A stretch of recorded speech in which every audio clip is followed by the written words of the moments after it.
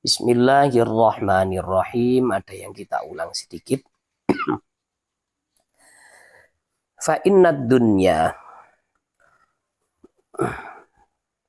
mongko sak temeni dunia allati kang tatlubu ingkang nuprih utawa golek sapa sira ha ing ad-dunya bidini kelawan dodol agama. La tuslamu atau la tusallamu iku ora diserahno apa dunia laka maring sira. Wal akhiratu, hale utawi akhirat tuslabu iku di rampas apa akhirat mingka sangking siro. Hati-hati ya, jangan sampai orang itu mencari dunia dengan uh, ditukar dengan akhirat, jangan sampai. Karena apa? Dunia itu tidak akan jadi milik kita. Ini sudah banyak kejadian. Dulu itu ada salah satu tokoh ulama besar di Jawa Timur ya. Ulama ini Masya Allah harismatik betul. Ketika di sebuah kabupaten, beliau ini eranya itu sekitar era di bawah Yai Hasyim Asy'ari. Nah, pada waktu itu ada pembangunan gereja di kabupaten beliau. Kaget ini, ngusut ke aparat. Kenapa ada gereja berdiri di sini? Loh, ini kan atas persetujuan jenengan. Kaget ini kiai ini. Ada apa? Loh, saya tidak pernah menyetujui. Ini ada tanda tangannya. Ketika yang membangun gereja itu berdalih sudah mendapat izin dari kiai tersebut. Nah, disodorkan itu belangkonya. Memang ada tanda tangan beliau ya. Kaget langsung pingsan beliau ini. Ternyata tanda tangan itu dipalsu oleh putranya. Dengan iming-iming uang 300 juta. Zaman itu 300 juta ini ya sama dengan kalau 3M itu ya masih kurang ya. Sekitar 3 triliun untuk menyetujui pembangunan gereja di daerah tersebut. Nah, Masya Allah ya. Waget ini. Ini kan menjual apa? Menjual agama, mengorbankan agama demi uang. Bapaknya marah-marah, anaknya ini langsung dicari, kabur ke Surabaya. Kabur ke Surabaya, uang 300 juta ini nggak berkah sama sekali. Di sana ya nggak bisa jadi apa-apa. Habis ketika itu sakit, dibawa pulang ke tempat asalnya. Masya Allah, ini ukukul walidin, mengkhianati orang tua. Jadi anak ini akhirnya apa? Sakit sampai sakaratul maut. Ketika sakaratul maut, nggak mati-mati itu. Terus ning-ningnya ini, kakak-kakaknya dengan adik-adiknya ini melas ya, meminta kepada ayahnya, bah tolong bah, Tole ini dimaafkan bah, tolong bah. Sampai saking marahnya Yai tersebut, wallahi tidak akan saya maafkan, biarkan sudah masuk neraka. Saking jengkelnya itu gara-gara apa? Namanya dicatut untuk membangun gereja, tanda tangannya dipalsu itu. Masya Allah ya. Dirayu betul oleh oleh putra putrinya itu. Aduh bah, tolong bah, kasihan ini bah, kasihan. Ya itu nazak nggak selesai-selesai. Ya, nazak itu lama sekali. Akhirnya ya namanya orang tua ya, melihat anaknya seperti itu akhirnya luluh juga. Toh meskipun saya marah, ini juga anak saya. Mungkin itu seperti saya enggak mau, saya enggak punya cita-cita, enggak berharap anak saya itu masuk neraka. Akhirnya dimaafkan. Begitu dimaafkan, langsung mati. Nah, Masya Allah, jadi dosa seperti ini. Dunia sudah enggak kena, akhiratnya berbahaya. Karena dunia itu enggak bisa kita miliki. Lambangnya apa? Dunia itu tidak bisa dimiliki. Contohnya seperti ini. Rumah yang kita tinggali itu kan tergantung hidup kita. Hidup kita di dunia ini berapa lama? Kalau kita hidup 60 tahun, paling lama kita hidup di rumah ini 60 tahun. Kadang belum 60 tahun rumah ini sudah tidak kita tempati. Misalkan dikontrakkan atau dijual. Nah, alhamdulillah, jangan sampai jual rumah. Lah itu. Terus ketika sudah 60 tahun pasti ganti pemilik. Entah itu keturunannya atau siapa. Pasti sudah rumah ini tidak akan jadi milik saya nantinya. Makanan yang kita makan itu tidak akan tinggal di dalam tubuh kita selama-lamanya. Paling lama 24 jam makanan itu akan keluar dari badan kita. Pakaian yang kita pakai itu tidak akan selamanya menempel di tubuh kita. Suatu saat pakaian ini pasti rusak atau kita mati sebelum pakaian ini rusak.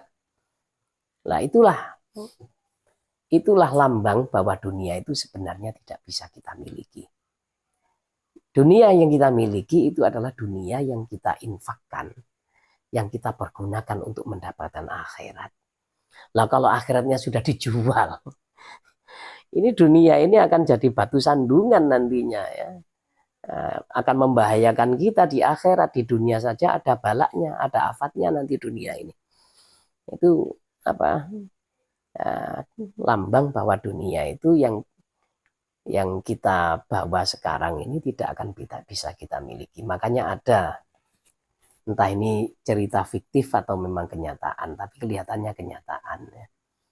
Ada seorang perempuan yang dermawati sekali ya. Dia ini punya rezeki yang melimpah ruah. Di sana membangun masjid, membantu yayasan pendidikan, membantu yayasan panti asuhan anak yatim piatu, membantu ini, membantu itu. Ditanya perempuan ini, Bu, jenengan ini kok enggak sayang sih sama hartanya? Begitu dapat dilepas, dapat dilepas. Katanya ibu itu, loh saya ini sayang dengan harta saya. Saya nyarinya ya sulit kok. Nggak gratis ini dunia ini saya nyari ini. Dengan kerja keras dan banting tulang peras keringat. Lah tapi kok dilepas? Itu saya titipkan. Uang ini saya titipkan di masjid ini. Saya bangun masjid ini supaya dijadikan tempat ibadah. Kemudian saya titipkan di panti asuhan, saya dititipkan di yayasan pesantren pendidikan ini. Nanti ketika saya mati, saya pindah alam akhirat, itu saya minta kembali. Nah itulah ya, dunia yang kita infakkan untuk kebaikan, itulah yang kita miliki di hari kiamat nanti. Tapi infak itu bukan hanya diberikan kepada orang lain. Makanan yang kita makan supaya kita kuat untuk ibadah. Itu juga bernilai ibadah makanannya ini. Bernilai sedekah. Sedekah yang makanan yang kita masukkan ke dalam mulut istri dan anak-anak kita itu juga bernilai sedekah semuanya. Kemudian misalkan ya, kendaraan yang kita beli. Kelihatannya kan nggak ada akhiratnya. Tapi kalau kita pergunakan untuk datang ke majelis taklim, majelis zikir, ya, untuk kebaikan-kebaikan semuanya, maka selalu bernilai ibadah itu. Itulah yang nanti akan kita miliki di akhirat. Faman mongko utawi sapane wong talaba iku lamun golek sapa man ad-dunya ing dunia. Bidini kelawan alat agama. Khosira mongko tuna sapa iki man huma ing dunia waddin. Jami'an halis kabehane. Orang yang mendapatkan dunia dengan jualan agama, maka dia ini tidak akan bisa mendapatkan keduanya sama sekali. Ya.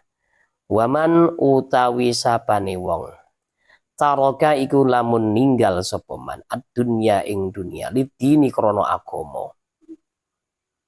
Robiha mongko ngambil keuntungan sapa iki man huma ing ad-dunya wa din jami'an halis kabehane. Nah, barang siapa yang meninggalkan dunia untuk mendapatkan agama, meninggalkan dunia karena agama. Maksudnya apa? Dia ini ketika mencari dunia nggak rakus, nggak sembarangan. Misalkan seperti ini ya, ada pejabat. Pejabat ini bekerja di bagian keuangan. Nah, ujiannya besar. Kalau dia lulus bisa jadi waliullah. Karena apa? Di depannya itu ada uang ratusan ribu yang bertumpuk-tumpuk sampai seperti ranjang tempat tidur. Dibuat bantalan, buat kasuran, bisa juga ini. Wah, dia ini gajinya misalkan dalam 1 bulan 10 juta untuk ngurus uang ini. Kalau dia ngambil 10 juta, ya, maka dia ini mengambil sesuai dengan prosedur agama. Tapi kalau dia dengan tomak, dengan rakusnya, kalau 10 juta ini, wah, biaya mandi susu istri saya ya selama 1 bulan ya masih berapa juta ini. Kemudian anak saya yang sekolah di luar negeri, kemudian biaya ini, biaya saya makan di restoran, biaya ini kurang kayaknya. Bagaimana? Sementara uangnya di depannya itu hitungannya triliunan. Wah, kalau saya ngambil 1 miliar saja kan ya nggak nggak ketara gitu loh. Ya apa ini? Terus dia ngambil. Berarti dia ini mencari dunia, meninggalkan agama, nggak sesuai aturan. Itu. Kalau dia meninggalkan dunianya karena taat pada peraturan agama, jangan ngambil. Sepeser pun jangan ngambil. Karena apa? Nggak sesuai dengan aturan agama. Kamu kan ujurnya segini, upahnya kan hanya segini. Jangan minta lebih. Nah, karena kalau dia ini lebih taat pada agama, maka nanti ada gantinya. Soalnya memang ada salah satu keterangan hadis ya. Man taraka syai'an min haramin ya, nalahu min halal atau kama qala Rasulullah. Barang siapa meninggalkan sesuatu yang haram, maka dia ini akan mendapatkannya dengan halal. Nah, ini terbukti. Saya punya kawan. Kawan ini punya pondok. Pondoknya itu lantainya itu belum pakai keramik. Kemudian datang orang. Ustaz, bagaimana pondoknya ini kalau saya datangkan keramik dari bangunan itu? Bangunan itu bangunan dari bangunan tempat yang nggak halal itu. Karena memang ada rehab di ada perbaikan di gedung tersebut, keramiknya ini yang masih bagus mau disumbangkan ke pondok. Nah, dia ini curhat sama saya, ya apa bos? Keramik teko iku, ojo, saya bilang gitu, ojo, nanti nggak berkah pondok kamu ya, nggak berkah nanti, jangan diambil wis. Betul nggak diambil ya? Bos, mohon maaf ya, saya nggak bersedia ngambil. Ya cari-cari alasan lah sekiranya nggak kecewa orangnya. Kemudian itu memang ujian dari Allah. Datang orang lagi, Ustadz, kasihan santri Ustadz kalau pondoknya seperti ini Ustadz. Hanya lantai semen, plesteran kalau orang Jawa bilang. Nanti sarungnya ini cepat sobek santri ini kalau duduk di sini nih. Sudah berapa meter ini? Saya keramik. Nah, dapat juga itu. Ini nyata ini memang ya. Kisah nyata. Langsung kawan saya cerita ya sambil setelah itu sujud syukur terus cerita ke saya. Wah, betul. Dawuh Rasulullah itu betul memang. Dan juga di zaman dulu, zaman Rasulullah memang terjadi seperti itu ya. Jadi ada sahabat ini kelaparan. Ketika itu beliau ada di masjid, lapar ya. Mencari makan tidak nemu. Kemudian pada waktu itu mendengarkan sabda Rasulullah ya. Man taraka syai'an min haramin nalahu min halal. Diingat-ingat betul itu. Lah pas dia pulang dari masjid melihat ada rumah yang terbuka pintunya. Nah, ada setan mengetuk hatinya. Siapa tahu rezeki masuk, siapa tahu ada makanan. Kamu kan lapar. Akhirnya masuk. Nah, begitu masuk dari dapur ya, ada makanan memang. Ternyata itu rumah janda. Rumah janda veteran apa yang ditinggal mati gara-gara jihad. Nah, ada makanan. Mau ngambil, ingat sabda Rasulullah. Man taraka syai'an min haramin nalahu min halal. Aduh, sabar, tahan. Ini ujian. Akhirnya masuk ke dalam. Dah, tidak makan dulu wis. Entah saya bisa nemu apa di sana. Melihat kamarnya terbuka. Ternyata ada perempuan, ya ada janda tadi tidur.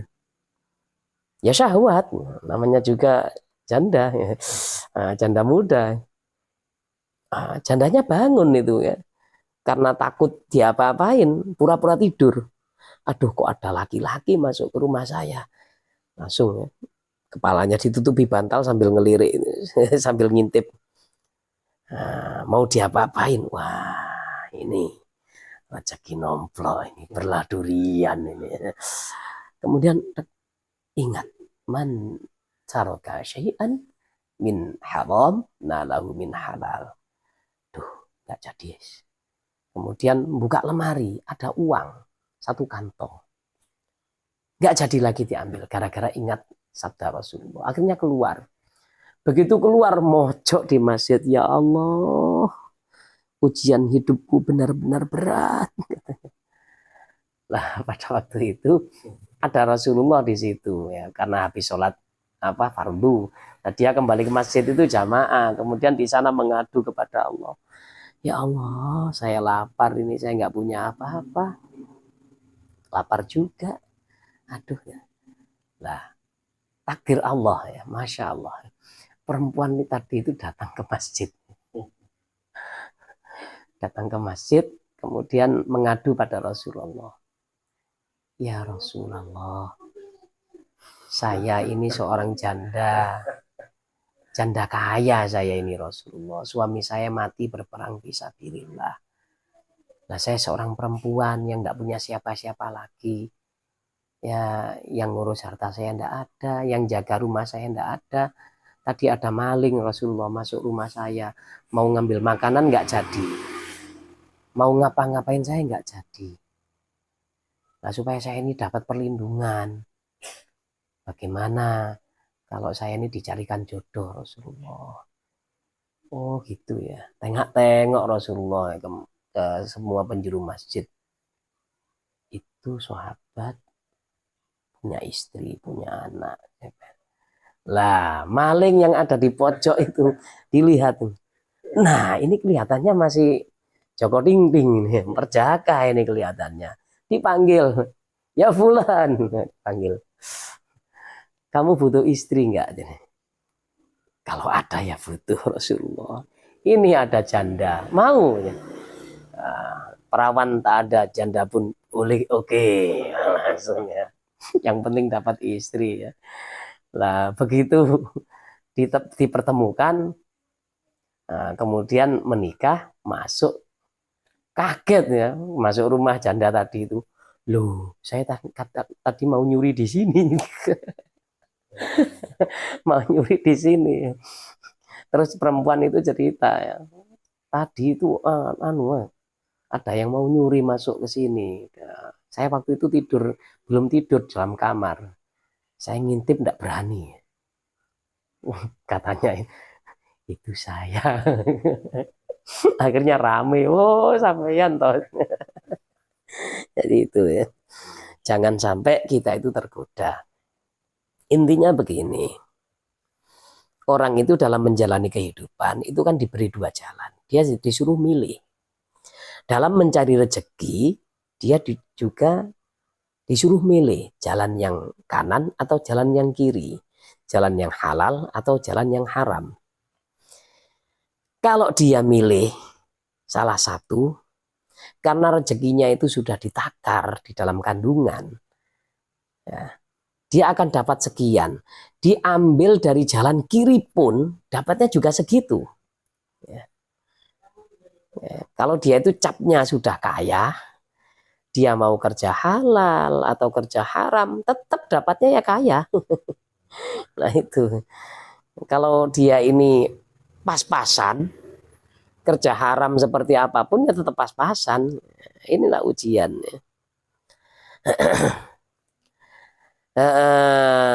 Fahadhihi mongko utawi iki kabeh keterangan.